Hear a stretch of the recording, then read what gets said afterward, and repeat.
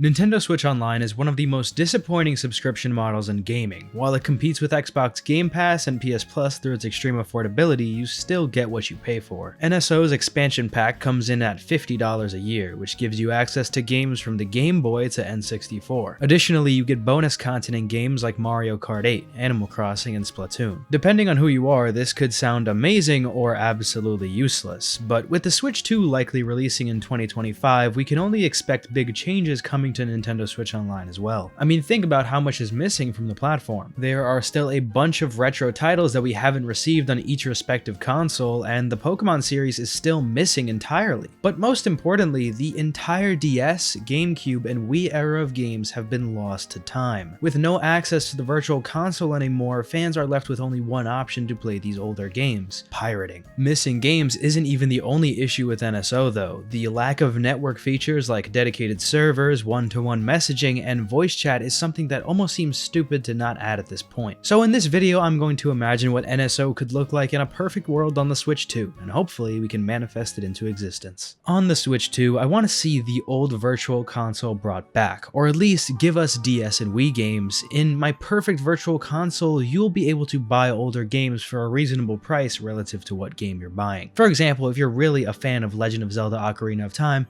you don't have to buy the entire expansion pass. Instead, you can just get Zelda. Theoretically, it's less value per dollar since you only get one game, but the fact that you own it and you love it so much makes it valuable to you. At first, you might think this wouldn't make Nintendo much money, but you'd be surprised at how many Switch users I've heard complain about how they only play one or two of the retro games in the library and how it would be more affordable for them to just buy the game if they could. This frustration has led people to just pirating the games on their phones, iPads, Steam Decks, or even modded 3DSs. As for the actual subscription model though, what new titles could we see be added? Well, you can imagine we'll get a lot of the missing games on older platforms like Chrono Trigger, Pokemon Red and Blue, and Donkey Kong 64. But most importantly, we'll see DS games finally be released. But you may ask yourself, a lot of DS games require a dual screen. Maybe, but it's not like Nintendo isn't capable of mapping buttons to make it work. I understand there are games that you require touching, and with this I think it's possible to see handheld only mode. I don't really love this idea that much, but unless the Switch is going to be capable of being used as a controller for itself, much like the Wii U, this is one of the only options I can think of. As I'm making this section of predictions though, it's becoming more and more evident that getting these DS games to function properly on Switch might be harder than it looks. The other theory I have with handheld only mode is making the games have the option for a side-by-side view, with both screens being displayed on the screen at once. Emulators on cell phones have used this technique and it's worked well, so I don't see why the Switch couldn't do it too. Some games I'd love to see come out on release are Mario and Luigi Partners in Time and Bowser's Inside Story, Professor Layton, and New Super Mario Bros. Unfortunately, I doubt in the real world we would get games like Animal Crossing Wild World, since Nintendo probably wants to keep the fans' attention on the newer entries in the series exclusively. Same thing goes for Mario Kart, but since this is a perfect world, in this video at least, we'd get all our favorite games. As for Pokemon on the DS, I think they would do something a bit different. Pokemon would have their own section of NSO, and you would have to buy each game individually, similar to how they ported Red and Blue to the 3DS. It's a little hard to say how they would price it exactly, or manage the transferring of Pokemon across the games, but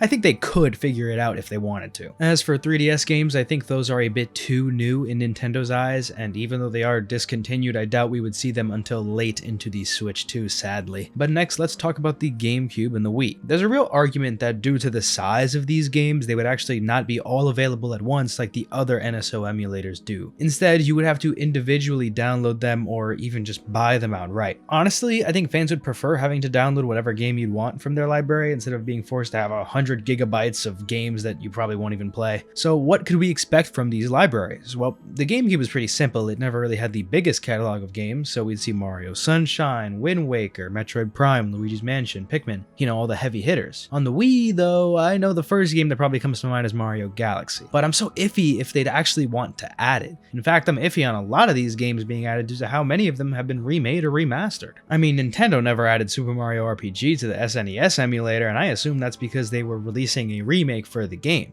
So for Galaxy, since they made 3D All-Stars, I almost wonder if Nintendo would be annoying about keeping the port exclusive to that release. Ideally, all of these iffy titles would be available on this service, maybe not all at once, but trickled into it over time. There are so many gems from this era that I would be disappointed to not have these on the Switch. Continuing our ideal world outside inside of the Virtual Console, NSO would be upgraded with its own party system, allowing voice chat amongst friends and easy ways to play together. I think it would have strong regulations in terms of no voice chat within random game lobbies like Call of Duty, but as long as you're with friends and you can chat with them in a party, I don't really see any issue with that. It just really pisses me off that Nintendo allows like 18 plus games on the eShop, but you can't even speak with your friends without using Discord or something else while playing. I understand wanting to keep their image clean, but it's getting to a point where it's 2025 and we don't have voice chat, bro. Sadly, these improvements to NSO won't come without a price increase. I think it's finally time to peel back the perfect world illusion and be a little more realistic about what we'll get. Honestly, I don't even think we'll get DS games at all on the Switch 2, at least not on release. Assuming we do though, I think we'd absolutely start seeing new tiers of NSO. Just like Xbox and PlayStation have done with their game catalogs, the base versions wouldn't really give you much. The standard version would offer you a pretty good selection at a price increase, and the most expensive version would likely be very pricey, but you basically get any game you want. That's what I really like about Xbox Game Pass, at least. It's pretty expensive, sure, but if you're a true gamer, the games on there are amazing. Right now, the regular version of NSO costs $20 a year. Super cheap. That basically only gives you access to multiplayer games, which is not really that impressive of a perk anyway. If you buy the expansion pass, it'll run you $50 a year, not so cheap, but you get all those cool bonuses and games. On release, I don't think NSO expansion was worth it, but now it's pretty fair with the addition of N64 and GBA games. So if we want to imagine what the pricing of NSO will be where we have multiple tiers, what could it look like? Well, I think that the base version will still be $20 a year, just like the current Switch. It's a fair price, and I think that it's good to have a simple option for those who really just want to play multiplayer and have cloud saves. And yes, this will also include party chat and messaging. I know it's very Nintendo to lock that off to something higher priced, but since it's such a basic function at this point, I think it'll be fine. As for the middle tier, I think they could keep the expansion pass concept that allows you to play all the emulators they released so far. Ideally, they should add a bit more, but knowing Nintendo, they won't want to change what works. As for the final tier, I think we could see a $70 a year tier that gives you perks that we've never seen Nintendo give before. First, I want them to let you download GameCube, Wii, and DS games and let them be played in a similar way to the Virtual Console. They'd probably be limited to you having the higher priced membership though, and additionally, we can get things like monthly free games that you can download and play as long as you have the NSO expansion pass premium membership or whatever. Obviously, they wouldn't offer any mainline Nintendo games, but maybe they could partner with a third party or indie developers just to promote their games. Despite these additions, I still don't think this would be enough to justify the price. So let's say they can bring back the Miiverse from the Wii U. On this pseudo social media platform, everyone can participate in terms of engaging with posts, but for posting itself, you need to at least have the